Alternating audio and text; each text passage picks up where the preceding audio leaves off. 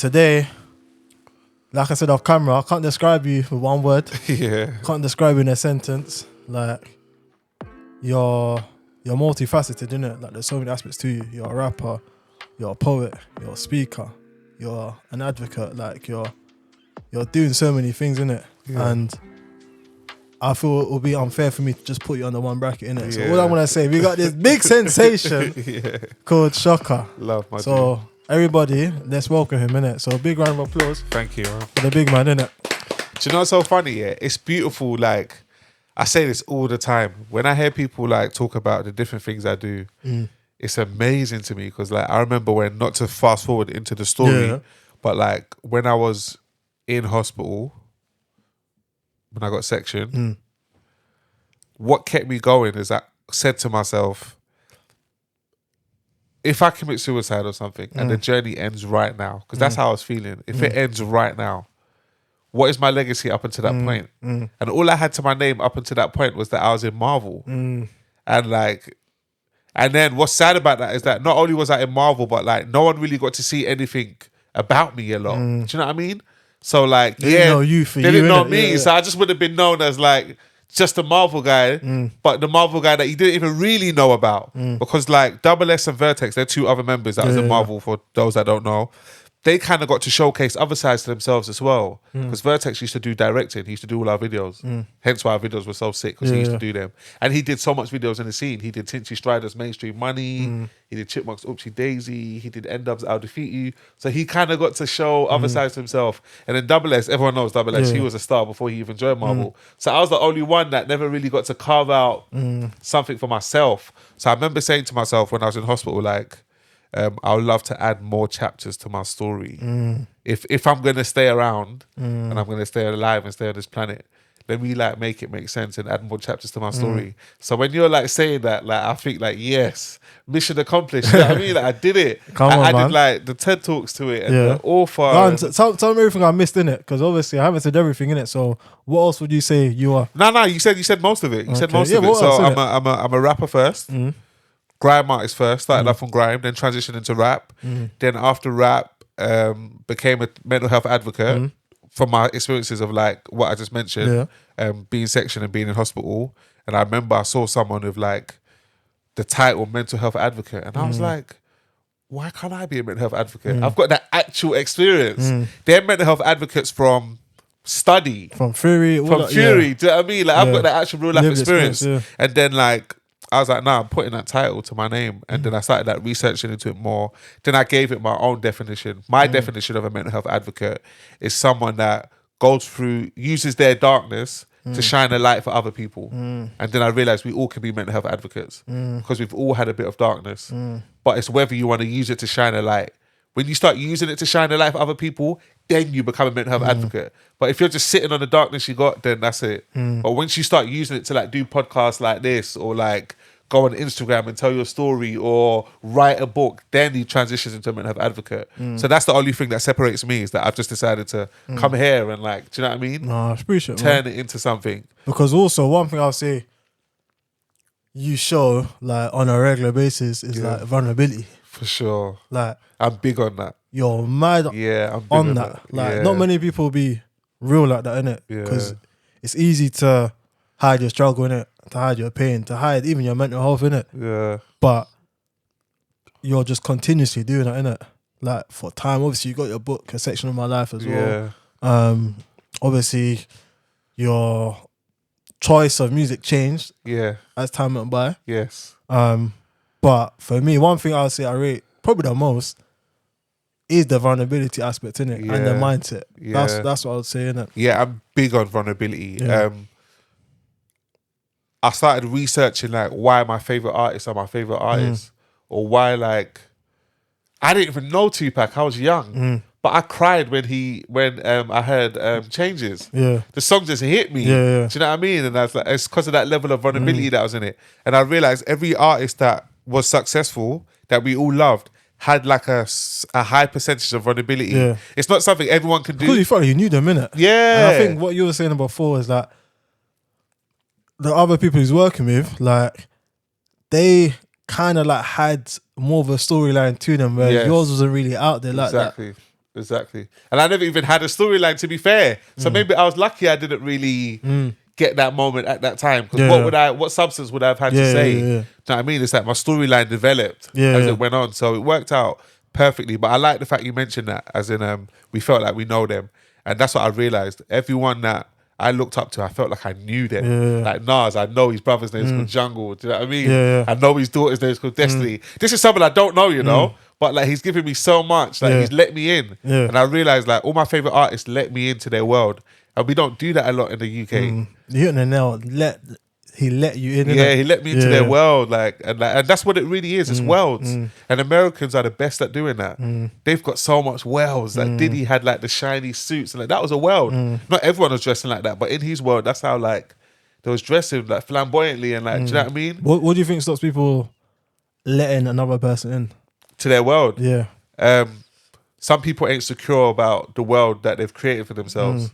You have to be secure to be like, do you know what? Come into my house. Remember MTV Cribs? Yeah. You know what I mean? But like they prepared for that already and cleaned up the house and got a mansion. What about the person that's got stuff all over the place? Do you still want to let them in? So like, and I think that's where creativity comes into it. Because you got to be able to create your world in a creative way that makes your world exciting. Like, I made my story about sectioning exciting. Like how I did the AG freestyle.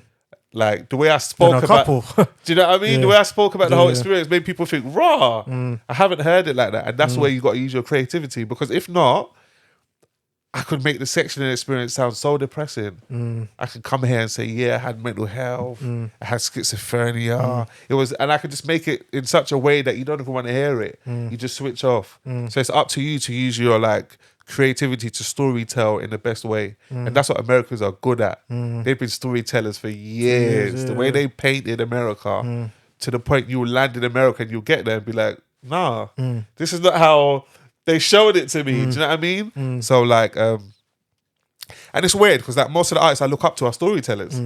I gravitate towards storytellers. It's in my DNA. I think me, I like a conscious rapper. Yes. That's more me, innit? Yeah, it's not everyone's cup of tea. I want to hear your story, innit? Like, I want to feel like I know your journey, innit? But you know what? Before we even continue, obviously not everyone watching will know you, but like, first of all, where are you from? Country-wise, area-wise? I'm from Nigeria. Where are you from? Ghana. Jeez, we're my not neighbour. alternate, we're calm, innit? Neighbour, I like that. Yeah, we're neighbours, man. My area, I'll tell you about my area in a second, but like I'm from Nigeria, mum and dad, been in Edo State. And then like over here, I'm from Tottenham, Broadwater Farm. And like, if you know about that area, there's like Ghanaians, like galore. Do you know what I mean? That's the second Ghana. Yeah, that's the second Ghana. So like, yeah, man, I'm Broadwater Farm. I break down the history every interview I do, but like I think the history is already documented. You can go on Google and type Broadwater Farm and you'll find out the history. It had a riot in 1985 when a police officer died, and then there was another riot in 2011 when Mark Duggan died. Yeah. So like it had a really negative stigma for years. Like you call a cab and say like, take me to Broadwater Farm, and you just hear doo doo, they just hang up. Yeah, bro. Everyone's scared of it. Even till now, some of my friends would be like, well, I heard it's calm now. That's what I'm about to get to. Yeah. But like even till this date, some of my friends would be like, yeah, meet me at Tottenham Hell. Like I'm not coming Broadwater Farm. And I'm like, it's not like that. But you know, some people still have that mindset that on like other areas, like if it's Peckham and Brixton. Yes, exactly. But it's changed. Like big up Heady One, big up Abra, big up Bando. They've like totally like they've played a major part in changing the perception. Heady going #1 was coming from Broadwater Farm was a beautiful thing. Abra, Bando, all of them changed it. They had this event. I don't know if it was an event, but like it was like a cookout. They just tweeted like everyone be in Broadwater Farm for like 7:00. I've never seen that much people on the estate in my whole. I was scared. I was like, well, what the fuck is going on? Can I swear on it? No. Yeah, to be honest, I love people to just be themselves, innit? So if that's part of you, it's part of you, innit? I was like, what is going on? Like, why is there so much people on the estate? And then they said, yeah, them man like do a cookout and like, and I saw the power and influence they had because like my Broadwater Farm was in that kind of estate. The only time we saw so much people on that estate, someone died, is if someone died and there's a community centre where all the aunties go to, or if there's beef or something. But I've never seen like a positive cause where people coming to see music and like. I've seen kids like filming on their camera phones, talking amongst themselves. Like, because you know they shoot Heady and that shoot most of their videos on farm. I don't know how they keep finding different spots on the area, But like, so I see like little kids arguing, saying that's where Hedy and Abra, and I was like, that's a beautiful thing. So like, big up them, man. I shout them out in every single interview. No, for real, man. That's your side, isn't it? And when you think about that, the fact that that's where you were born and raised, innit? Like, Yeah. how much would you say your environment had an impact on who you are today? Oh, big impact. Big impact. It shaped me in every way possible. All my experiences, good and bad, happened on Broadwater Farm. Being sectioned happened most of the times, 3 of the times happened in Broadwater Farm. Being shot at happened in Broadwater Farms. Then positive experiences like me winning awards for football and like learning how to play football. My first girlfriends. All that area contains. You said you was a baller, yeah? Yeah, I was proper into. Yeah. I'm not meant to be doing it. I'm not meant to be here, bro. Yeah. I'm meant to be in Old Trafford. Yeah. Even though I'm an Arsenal supporter, but I'm meant to be doing football. But like, we just never had the opportunities that they have now. To get scouted at that time was like, when you heard a man got scouted by a team, it was a big deal. It was like a miracle. Whereas now with social media, like you can Also, build like a the following. resources, training, the facilities, just the park, innit? Like, Yeah. I remember when we used to go play like Tottenham, Arsenal, like the younger, like just going to their, academy and like it was a big deal. But football never happened. No, I hear that, man. So like, even just like, you even just mentioned like you got shot at, you've gone through a lot, innit? And Yeah. I know you act like it's calm, innit? But I'm sure during those times, like there must have been anxiety, like you don't know what's gonna happen, and like uncertainty around your future, innit? Yeah. Big uncertainty like- around the future. And that's a lot even to just hold, innit? What was your family life like as well? Family life. So I was raised by a single mum. My mum raised me by herself. My dad wasn't around. He got deported when I was young. I think about 6. 6, wow. But about 6, or maybe younger than that, 6, 7, younger than about that age is when like I stopped seeing my dad in the house. And That's mad. yeah, so like I didn't see him again till like 15. Right. I went to visit him. He was living in Madrid, in Spain. I went to visit him for like 2 weeks. Spain, why Spain? I don't know how he ended up. I was expecting you to say Nigeria, but Yeah, Spain. I think he from. I don't know the story, man. I should do though. I should do, but like, he got deported from the UK.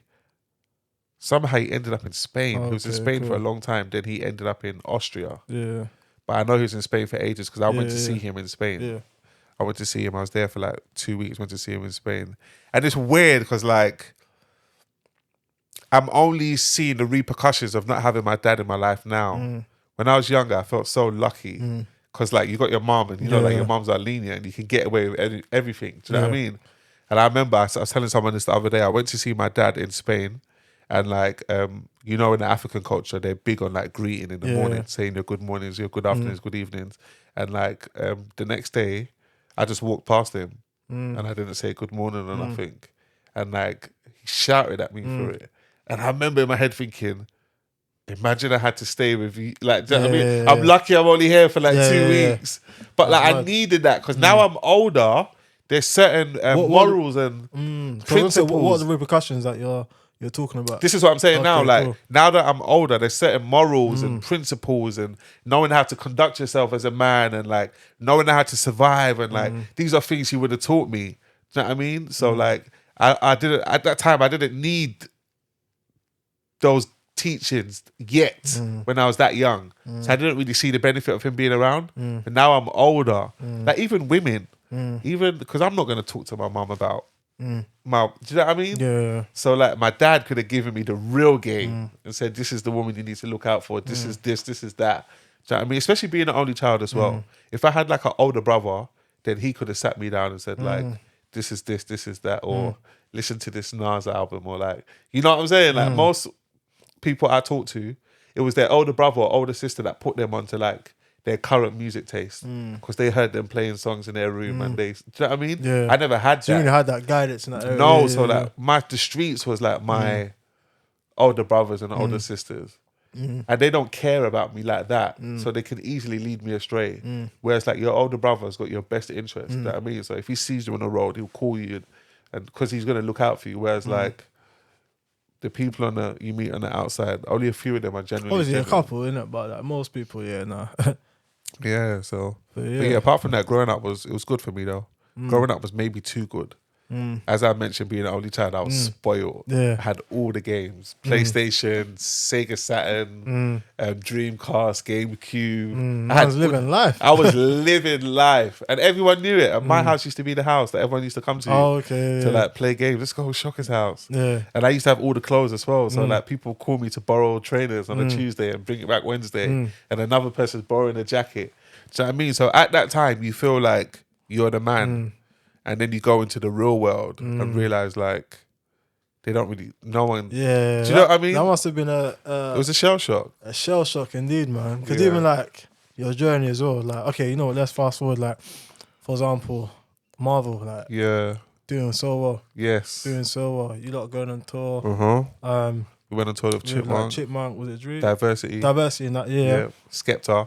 So Doing we went well, on man. tour in 2010. We got signed to a record label called Risky Roads. If you are from the grime scene, you can't not know who Risky Roads is, who Rooney is, the guy that started Risky No, yeah, Roads. no. He's a legend. Yeah. So he signed us. He got some money. I don't know where he got the money from. He got investment and he wanted to sign an act, start his label, Risky Roads. And we was the people he signed. And like we went on tour that year of Chipmunk. Then we ended the year with Diversity, which was Diversity was massive at the time. Yeah, They won yeah. around the Got times of Talent, winning yeah. Britain's Got Talent. Everyone knew who they was. And I remember we paid to get on that tour. And we brought out a single called We Know on the 10th of October. 10th of October, we brought out a single called We Know. And the single didn't do well.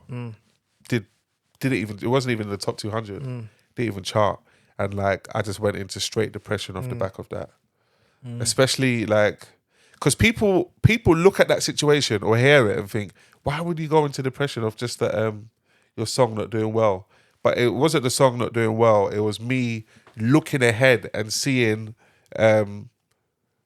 the repercussions of that song not doing well. Yeah. The repercussions of that is like getting dropped from the label. Then the repercussion of that is having to start again. Then the repercussion of that is missing out on your moment. Then the repercussion of that is knowing that you might have to get a job, which is nothing wrong with, but Yeah. like coming from ends and like the mindset I had, It's no not what one you wants to wanted to work do, and, innit? and like you're a star as well. I used to have a job in sports world before I left. And people was coming in at the time and saying, "Oh, Shocka, you work here," and like that was starting to happen. So and that was before the music happened. So if they saw me in a working environment again, it wouldn't have been Shocka, you work here. It would be like, Shocka, raw, like what happened? What I just saw happened? you Yeah, at MTV Base, Yeah. and like I don't think I was mature enough to be able to answer back to all those people at that time if I did go down that path. Do you know what I mean? But it's hard, man, because it's like, it's your rap, innit? It's like your image, like, people want to see you. So people expect you to be in certain spaces. Yes, so it's like, exactly. you're worrying about all of that. But even Exactly. just to just cut you just there, Yeah, go on. Even just thinking about what you said before, how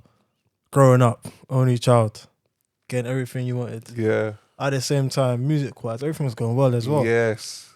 You hadn't, okay, I don't know, innit? But do you feel like because you hadn't had Adversity. a certain level of adversity, Yes. this hit you on a different level? Yes, that's what I'm that trying you to get wasn't at. really like. That's what I was trying to prepared. get at. Most people have a mixed balance of both.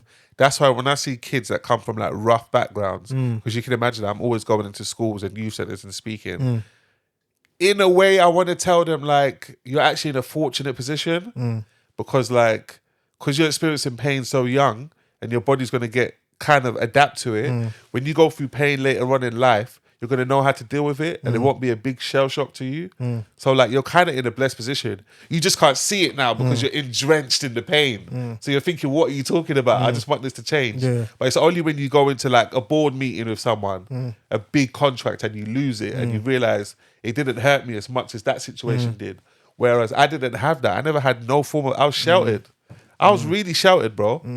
So what happens though? Even let's say, for example, even football, let's say Yes, someone's doing exactly. well, they're that guy going into the academy, injured. got scouted. They're the Yeah. guy that everyone in the hood knows. Like they're the guy that's meant to make it. Yep. Next minute, Yep. I don't know, either they get injured or they don't play well or they get Yep. dropped. Now You that hear guy that? can still potentially make it, but it might rot them so much Yes. that they might just Exactly. I used to always say like, thank God Floyd Mayweather hasn't lost. Because I don't know how he'll take it. Whereas like Anthony Joshua, we've seen him turn into a warrior in front of us.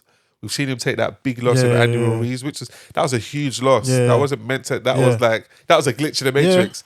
And then we've seen him take other losses and bounce back. Whereas like Floyd, we don't know. Like obviously we know you're a champion, but a true champion to me is being able to like bounce back. So we don't know Floyd's bounce back game yet. Even football wise, look at right now Pep. Like I'm not really heavy into, but he's struggling right now because City's usually winning, innit? But like now he's stressed because he's not used to well, that's like being in a position where he's first, innit? Like now divorced, like just over a matter of time, like just so quickly. Well, after he's been losing, he just got a divorce as well. Yeah. You see what I'm like, saying? Everything's just going down, innit? This is his he's test. Stressed, focusing on football, like, but it can happen, innit? So it's mad because for me, I'm just trying to understand like how it must have felt for you. But like, even just back to it happens a lot. I've met so many people along my journey that's had similar stories. Look at Liam Payne, rest in peace, that just passed with One Direction. Apparently, his label dropped him like a couple of days before. Not saying that's what triggered it, but that definitely must have played a part in his mental. So like, because they were saying stuff like he sells the least out of like the One Direction boys. Like, it's just stuff like that, and that F's with you. Do you know what I mean? Like, because what did you think about yourself at the time? So where things are going downhill, you're in that space, now you're depressed. Like, what were you thinking of yourself? My self-esteem wasn't the highest anyway. Obviously, I had this bravado at the time. I had this cocky bravado. But behind it, that bravado, my self-esteem wasn't the highest. It was built on like music and being called Shocka and, you know, where I came, that's what built my identity. So you can imagine how rocked I felt when all of that was like falling apart. I felt like I was falling apart. Like I'm losing me. Like the thing that made me cool or the thing that made everyone want to talk to me in the first place is going. Do you know what I mean? No one's not going to want to talk to me. Oh, so you saw that connection that they only want to speak to you because of what you're doing. Like that's where like that's what got me popular. Do you know what I mean? It's like the bad boy in school. He knows that at some point on that path, he starts to realize like, oh, this bad boy thing is what's making me popular, and he wants to do more and more of it. Do you know what I mean? And if someone comes and punches him in his face when he does that, the dynamic shift. It's like, oh my God, is people going to still rate me anymore? But where did that feeling come from where like you felt like you wanted to be liked by others? Like, do you get what I'm saying? Like, was there something lacking that made you want that, or do you feel like you just wanted to impress people in general? Like, it wasn't anything that deep where there was like a void. I don't think there must have been a void there though. There's when you're searching for validation, there's always a void there. I don't know where it must have started. Could have started from home. I don't know where it started. But what I do know is that like the popularity thing, I always had it from like school, just being a class clown. I've always had that popularity thing. Do you know what I mean? Even from school, I was mad popular in school. Everyone knew how. People I didn't know knew how. You know what I mean? Like I was just mad popular in school, and then like it transcended into music. Starting to do music and getting like big in the area. So it's like, but without having a sense of who I was. That's the problem.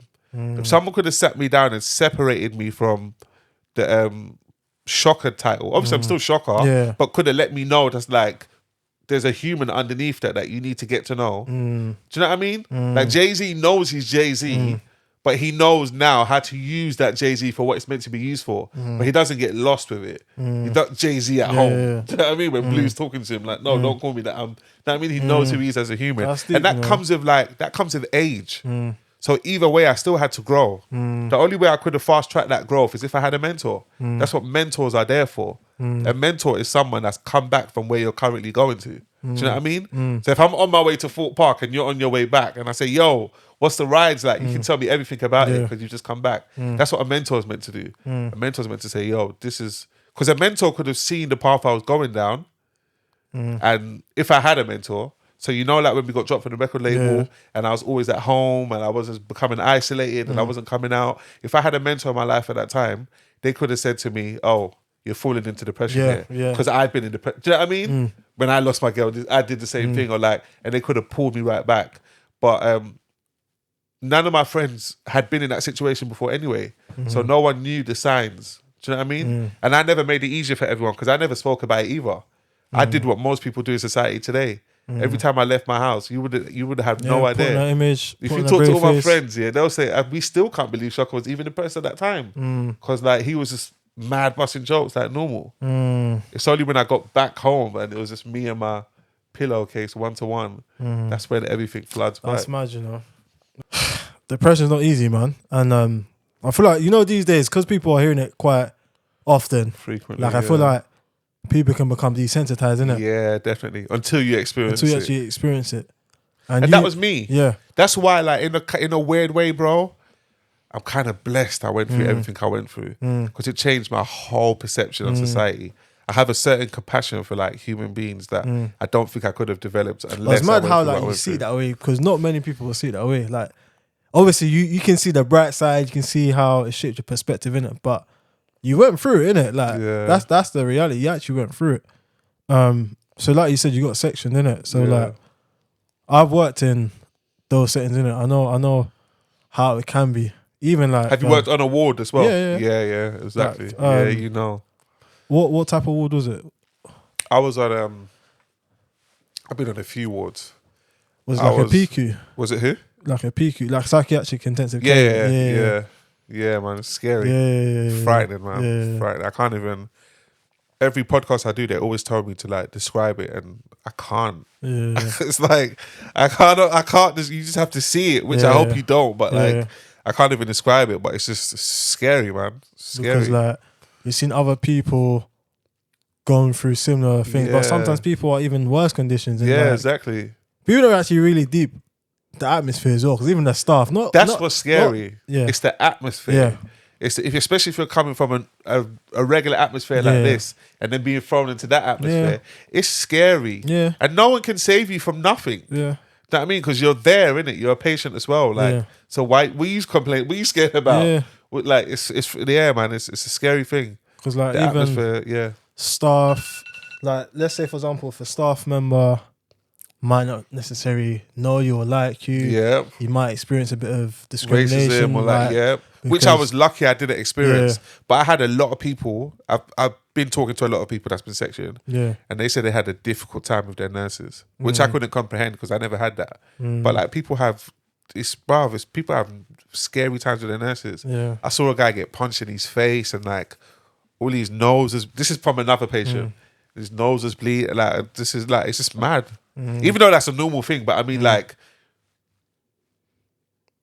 He was like an innocent patient, if you know what I mean. I forgot what he even said to even for that to happen to him. But like, did it feel like prison in a way? Like it did, but the reason why, because obviously everyone's experience is different, isn't it? Yeah, the reason why it felt like prison, but it weren't supposed to. Yeah, because with prison you normally committed something to get you in there, whereas like this isn't supposed to feel like a punishment. Because most people are in there, it's not necessarily their faults. Do you know what I mean? Obviously, it's their fault. It's their actions that got them in there, but they wasn't in control of it. If you know what I mean, like I met all sorts of patients where, like, do you get what I'm trying to get at?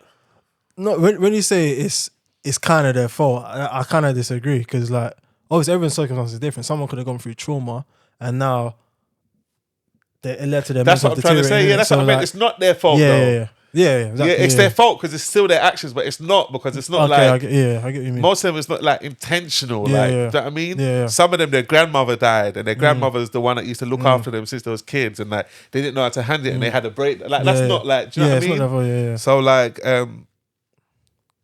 So for that person that had a breakdown, to go into hospital and then go through that kind of abuse. That's what I meant. Getting punched in the face, that's normal. That happens every day. Like, if you go to prison, you're expecting to fight. But for that person that just had a breakdown and expects to come to this hospital where he's going to be, healed and rehabilitated, that's not what he's expected to go through. Do you know what I mean? So, like, but all sorts of stuff happen in mental health hospitals, spiritually and physically. What was it like then? Like, I know, like you said, many people ask you in it, but it's hard to describe. But like, even as a black man, like, how was it just being there? I think for me, my situation was even more unique because of who I was like becoming in society. Do you know what I mean? Because I was like, quote unquote, like a star. Yeah. My ego had a major part to prolong my recovery because like, I couldn't believe I was in hospital. Like, not even like, I don't think you understand that a mental health hospital in society is like the lowest. The lowest. Like, if you say that in any conversation, you'll get frowned at. Do you know what I mean? Like, not like, but that's what they're basically saying. Like, what got you in there? Or like, what's your problem? Yeah. So like, and I still had that mentality. So I was just like, I couldn't believe I was in there. That was like 95% of the fight of trying to get over in my head of like, I couldn't believe I was just like with Drake and Rihanna and Chipmunk and Skepta, and now I'm like in a mental health hospital, and like, and this was when I was like separating myself from like the patients. I was looking at myself like I'm a star and they're just patients. But now I know their story, and I know how a lot of them got into hospital, and I know that like it can happen to, like, how they got in there could happen to like anyone else. Then I started, but that happened later though. That like mentality happened later. Of course, like, listen, you're the guy, man. In the beginning, I always look at it like, bruv, like, what am I doing here? Doing these lot, man? I'm not talking to. I'm not talking to no one. People are trying to start. Bougie. I was a bougie patient. I was like using that one. I was bougie. I wasn't talking to no one. I was feeling myself, and then like, so. Nah, I hear you, man. Because like everything is not going to plan. Yeah, like, you never saw this happening, innit? Yeah. And for me, like, I'm curious to know like how you like navigate through life after, innit? Because music didn't go according to plan the way you wanted. You've now been sectioned a couple of times. Yeah. And so it's like, how do you now change your mindset? Because it's not easy, you know. Many people go through stuff, innit? Yeah. Always say, oh yeah, just keep going. Stay motivated. Persevere. Firm it. All these sayings, all empty words. Because if someone's in the same situation, let's see how they really act, innit? Yeah, no, seriously. Because it's easy to talk. Talk is cheap, man. Seriously, no, seriously. So that's why I really respect it. But at the same time, like, if you don't mind sharing, like, how did you navigate through that? That was a long process, man. Because like, there was something God wanted me to do, but I was running from that responsibility.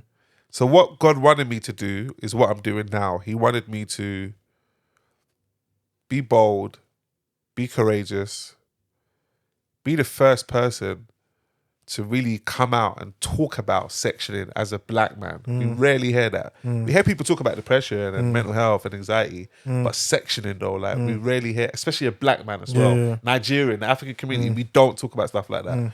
And like, I was shying away from it for ages. I was looking for like other people. I remember I used to, when I came out of hospital, because things really changed when I came out of hospital the third time. That's when it really changed.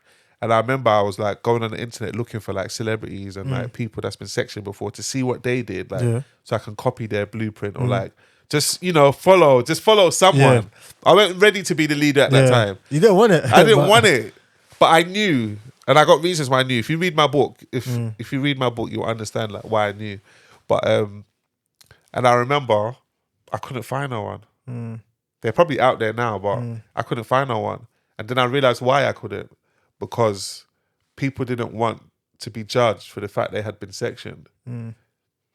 There's some incredible stories, but like they don't want to say it because like people around them don't even know they've gone through that before. Even family. Do you know what I mean? Families beg them not to say it. And then that's what gave me the fire in my back. I was like, nah. But did your family back it? They didn't back it. Yeah, that's what I'm saying. Cause that's why I said it was a long journey. No, but I'm saying like what you're doing though, you're sharing real truth in it, because the reality is there's a stigma about it, innit? Like there's like a hush, like don't say nothing, innit? Like keep this between us. But little do you know, what you have to share is gonna encourage someone else. So they're going through it right now, and that's where the vulnerability came. That's when I started studying vulnerability, because like that's what vulnerability is all about. Shining a light on your darkness and then realizing that there was nothing there. Have you ever woke up in the night from a dream and you can see like a shadow and you get shook and you put the light on and it's just your jacket reflecting on, you know what I mean? And that's what I wanted everyone to see. I wanted everyone to realize that like, if you can shine a light on it and speak about that situation, before you know it, by the time you get to the end of the sentence, you realize like, this was nothing. I was just making it a big boogeyman in my head. That I mean, and that's what happened. The more I started speaking about the sectioning thing, obviously people didn't like it. My friends at first was like, they didn't say it to me, but I started hearing the rumors of like, what what's Shocka doing? Like, Why is he talking about that? I was doing big BBC documentaries. But you know what? People would call my mum and be like, change the channel, your son's on there.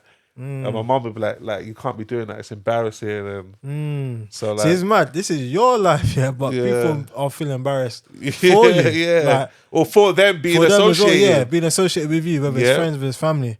But that's the thing. It's not just your friends or your family, but because many people have that same reaction, innit? Yeah. But it's like, it's pride. Yeah, exactly. It's this facade that I've they're going through the same thing. Yeah. The same thing I'm talking about. They're going through it behind closed doors. Because those same people come to me now and say, oh, how did you get through this? How did you get through that? I'm going through this. Do you know what I mean? Yeah. But at that time... But it's that mindset that, oh yeah, I'm patting, like everything's calm. Ain't nothing wrong with me. I don't go through no struggle. I'm good. Yeah. Even social media, you can see people only posting like highlights. There's no lowlights. No one's doing that. Yeah, so I like that. For you to be putting out your dirty laundry as what they see it, like they don't want to be affiliated with you. But let's hear Shocka's won a Grammy. Oh my god, that's my guy, you know. That's what happened. That's remember way back. That's what happened, bro. I interviewed you, you know. That's what happened. That's what happens when the awards started coming and like, you know, the TED Talks and all these different things started happening. My God, you know what? I always knew you had it, but the perception around it started shifting. So like, the place I'm in now is like I'm in cruise control now. The beginning, like a couple of years ago, is when it was difficult because no one didn't believe. The place I'm in now, I'm in a space now where if I stop talking about it, people might even call me and be like, nah, bro, like keep talking about it. What, like, people are getting impacted by it in a positive way. At that time, no one could see this now, and I don't even think I could see it myself. I was just being obedient to what God said to me. I couldn't see it, bruv. Like, if I could see it, I would have done it more relaxedly, if you know what I mean. Because I would have been like, yo, like, it's gonna be calm. But I was like, I just did what I had to do, and that gave me a new profound respect for the Bible. It's like I've gone into a whole Christian journey now. I was grown as a Christian. I was raised as a Christian, but I kind of strayed a bit, as we all do. But I've kind of like come back into it because like through my own life, I've seen how certain things make sense. You start to see it. It makes I sense. start Like to before, see it probably seemed more like, I don't know, man, like traditional, Yeah. forced. But when you go through it yourself, Yeah, it's so like stories like when God told Abraham, like, leave your house and just go. I get that now because like I've left my shit and just went before, not knowing where I was going, and like it's worked out. Or like Noah being told like make the bowl and like it's never rained before, and he's telling people it's gonna rain, and they're looking at him like, yo, you're bugging, you know. And then he does it and it starts raining. They come back to him like, can we get a seat in there? So like little things like that. Until you have parallels in your own life, that book's not going to make sense to you. Just stay away from it. It's not going to make sense to you at all. Like, you got to live You got to live. yeah. You got to live. But at the same time, what I love is that you had to walk even though you didn't see nothing. Yeah. You didn't see it there already. There was no blueprint. There's no one to speak to. But at the same time, it drew you out. Yeah. When you was out your comfort zone, that's when you actually grew. That's when you became comfortable. Yeah. Out of your zone, innit? Yeah, like, for sure. It's mad. Like, and like you said, now everyone's rating it, everyone's respecting it, but you had to really like put yourself out there. Yeah. And one thing I rate is like you just been vulnerable, like I said. And I'm also wondering like how I don't want to say how long in it, but in a way, yeah. How long would you say it took? You said it was a long journey. To get to a point where it's like I could be vulnerable. Yeah, but also like spin the narrative basically, innit? Because your family is saying stuff, your friends are saying stuff. How long did it take for you to just like resist? Were there times where you was like leaning towards different sides where they almost got you to change your mind, or would you just like fixed minded? I was tunnel. I was like, that's it now. Yeah. Do you know what I mean? Like I've said, like once I did like the BBC documentary, that's on big television. Yeah. I knew like this is it now. Yeah. There's no going back. Yeah. There's no going back. But like, you still have those nights where like you say to yourself like, why do I have to be on this path? I was gonna ask you like, do you ask yourself those questions? And also like, how does it feel being that person? Because you're the mental health advocate. When people think about mental health, especially in the black community, they all think about you. Yeah. Like, what does that come with? Do you feel pressure? Do you feel like, I want to have another sort of label attached to me? Why is it just this? Like, what comes to your mind? It feels more like purpose. Yeah. It feels more like purpose. It does feel more like purpose to me. So like you want to like represent it in the best way possible. The only thing that gets to me sometimes is like the stigma attached to it. It's still heavy.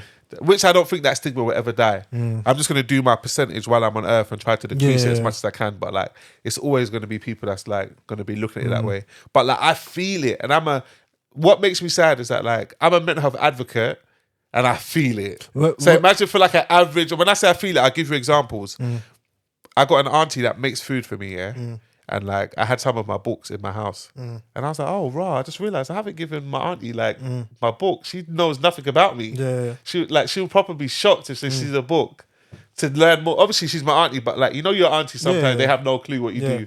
But then I realized, at the back of my book, the blurb, it says like I've been diagnosed with schizophrenia. I've been sectioned a few times, and I remember pausing, like, should I give it to her? Because obviously I know she's gonna turn around and read it, like, and like that's gonna make her wanna ask me mad questions as well. Like, oh, I didn't know. Oh, you know what I'm saying? And even I froze a bit. So like, imagine the average person. So like, like, what do you think he's gonna feel? He's gonna feel like a judgment. I still feel that, and I'm in this world. Even though I don't have the books anymore because I've given them out. But when I get one, I'm still gonna give it to her. But I felt that resist for a second. Am I willing to have that conversation with my aunt? You know what I mean? Which it's cool to have, but like for me to feel that, I'm just displaying the human side. I'm just saying, for me to still feel that in certain places or certain like corporate events I go to. Oh, what do you do? I'm a mental health advocate. Oh, what's that? Why? You know what I mean? Because as soon as people don't see that as can be a job role, if you know what I mean, or like a respected job. Like since you hear the word, what do you mean? Like, you have to look up. You know what I mean? So it's like that's another mission of mine, is to like turn it into something that could be admired, or something people could want to do one day. Do you know what I mean? Because I didn't even know the role existed. Don't forget, I'm still like walking in it. 10 years ago, if you said to me like, you might become a mental health advocate where you'll go different podcasts and do different talks in front of thousands of people about like your story, and like I would have been like, what are you talking about? But deeper, like 20 years ago, no one was really trying to deep mental health. It's that madman on the street. That's where all these terms came from. Innit? And like you mentioned that you're not trying to like eradicate completely because like, hey, there's only so much you can do in it. But yeah, let's actually be real. Like, let's say even in terms of the black community, why do you think there is stigma around mental health? Because of our perceptions of ourselves. We like to be perfect. I said this on another podcast, which is stupid because like we all say it all the time. No one's not perfect. When we do something bad, then we say it. We'll be like, oh, like I'm not perfect. No one's not perfect. But like outside of that, we try to come across perfect, and that's our problem. If we can accept that we're actually flawed humans and we're not perfect, then we'll be able to accept the flaws of like, someone having bipolar or someone having schizophrenia. What happens is that we think we're so perfect that when we see someone with those diagnoses, we look at them and think, how can you have that? Of course they can. Like, we're in a broken world. Like there's nobody that's gonna come into this planet, be born into this planet, and go through it like unscathed. Some people look at you like you're a demon and you're possessed, and they blame you for it. They actually blame you for it. Like, it's like, ugh. Yeah, do you know what I mean? So like, I think that's the biggest problem in the black community is that like our perception of ourselves, we look at ourselves like we're so perfect. Do you know what I mean? Like to the point that it becomes our own detriment in a sense of like, when we go through something imperfect, we can't say it, and it becomes a prison for us. Do you know what I mean? If I'm like having financial problems, I can't say it because like I've portrayed myself as so perfect in a public image that now for me to come back out to that same public audience and be like, I don't have money. It's because, okay, I'm not gonna say everyone in it, but like there's some mindsets where it's like competition in it. I've got to show that I'm doing better than my man, or like go on the same level, but not below in it. Yeah, exactly. And that only happens mainly in our community, and we've got the least. We've got the least. Like, it's actually kind of sad when you think about it, because when I've worked in inpatient settings as well, like you see a lot of, unfortunately, like a lot of black people as patients. Not always so many staff in it, but it's like they're going through it, and I'm thinking about their family members, like how they have approached it. Some of them ain't getting visits, That's what I said on my AG. Remember the freestyle? I've seen all three or four, but the like, AG freestyle where I said, who remembers when Skepta said, real madman, I might go say the hands. I had to laugh when I heard that lyric. because I really been there, no gimmicks. I was actually there, no image. I know people that's been sectioned for years. Oh yeah, I know when they pay them a visit because they're scared they're possessed by spirits or their problems are deeper than physics. Like, it's literally like their parents realize that the problem you're going through is so deep that like I don't think I got answers for you. Or I might just disconnect myself from you in general, or like all what I said about or the person being possessed by spirits. Some of them might have ancestral problems or like might be dealing with something spiritually, and they just make some out of a fear or some out of association. I don't want to be associated with something like that, man. And they just like leave you to it's like neglect, innit? It's like you embarrass me. I don't want to come see you.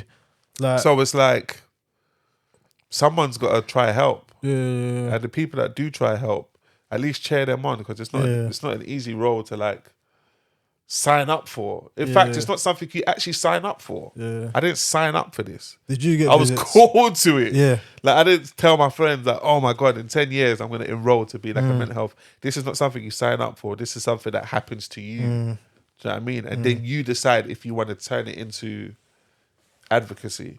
I could have ran away from the calling. I could have just blended back into society and pretended like nothing happened. People do that every day. Yeah. There's someone I'm sitting next to on a train that's been sectioned just as much time. Not saying nothing. They're not saying nothing. So it's like if you see someone deciding to like step up and turn it into like something positive, you need to root for that person because it's not easy. It's not easy. It's an ongoing battle, man. Yeah, it's not easy. Like even music wise, obviously you jump back on it, and one thing you said in the past is how like it's been more of an expression, innit? Like it's been therapy. Yeah, I remember you saying something like that. Because I've never had therapy, Yeah. which a lot of people are sort of surprised by. Because like the amount of times I've been sectioned, you should live in the therapist room. To be honest, but I felt like I did through music. Yeah, the reality, I ain't gonna lie, therapy doesn't work for everyone, innit? Yeah. Like it can work 100%, but it's not for everyone as well. Yeah, innit? you got to know what like, is for you. Yeah. So if that's helped you, innit? But doing music again and changing the way you do it, and obviously like because you went from a moment where it's like I was that guy, became someone where it's like, oh, who is this guy? Yeah. Now it's like, what guy am I gonna be next, innit? So it's like, do you feel like even in music, you are trying to like pursue it again, or are you just focusing on like, okay, cool, this is therapy, I'm just gonna enjoy it, we'll see what happens with it, and let me just do my thing? It's a bit of both because like the competitor in me will look at Sense and look at Dave and look at Storms and look at, you know, people that's killing it, or like Eddie from my area and be like, nah, like I want to be at that level. Yeah. You want to be at the highest level. Yeah. You want to grow each time. Like you want to be at that level. And then there's another side of me that just thinks like, I just want to vent and just, you know, use it as therapy and express. But like the more you're in it, the more you want to grow. It's like my first show was at Birthdays. I don't know if you know about. There's a place called Birthdays in Dalston, in North London.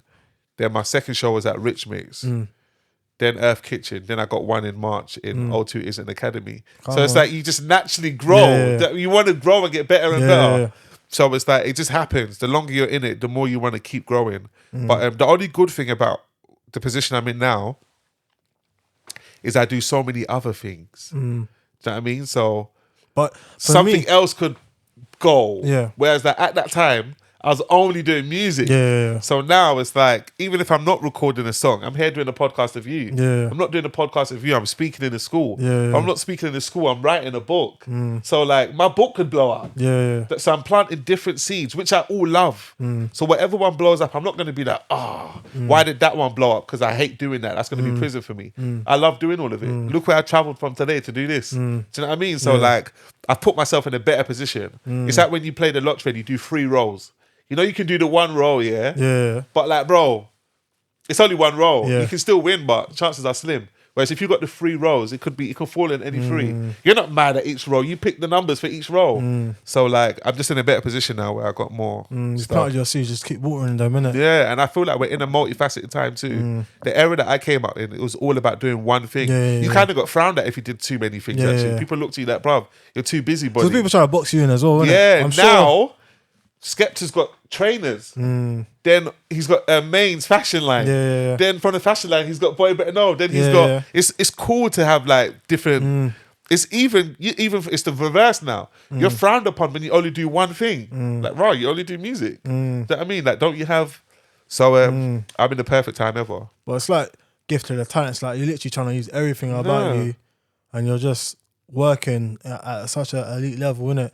And personally, I feel like all those things that you've gone through, it even just markets you better. Yeah. Because there's a relatability. Yeah. There's for power. There's a community figure. Yeah. It's like now when you talk, people listen. Yeah, definitely. You're that guy now, you know, I'll be real. Like when you speak, people will listen. Yeah, definitely. So now if it's music, like obviously we know algorithm, all these type of stuff like has impacts, blah, blah, blah. But in terms of the people that are listening, they're gonna feel every word you say in it. So definitely. For me, it's like what seemed like was gone and dead and buried came back even better. And thank God, bro. It was far from dead, innit? It's more like hibernation. Yeah. Revival, like that's what I'm seeing it as. So for me, like I personally, obviously you're doing it anyway, I just say keep pursuing, innit? Yeah, like, definitely. There's no limits, innit? Like the only limit is the limitation you put on yourself, innit? Facts. That's the reality. If you say you can't, innit? It's true. Like, no matter what I say or anyone else says, you're not gonna do it. It's true. But as long as you know you can, then that's what you run with, innit? That's facts. Like, for example, even like the DJ AG set sets you were doing, like cold, man. Cold. Yeah, that went off. That was beautiful. Yeah. That went off. There was so many artists in the comments just like, yeah, that went off. And that just showed me, like, again, it just showed me the power of my voice. And I'm sure part of you must have thought to yourself at times, have I still got it? Yeah. And I think in those moments, see those things as small wins, like I still got it. Like, Yeah, I've just gone through my own journey. Yeah. People ain't gone through what I've gone through. Yeah, definitely. Had a little rest back, but I'm back in it. Definitely. But especially for what I have to say is so different. Yeah. So when I see people reacting like that, it gives me so much power. In the freestyle, I'm talking about deep things, like what we're saying about patients being possessed by spirits or like their families abandoning them.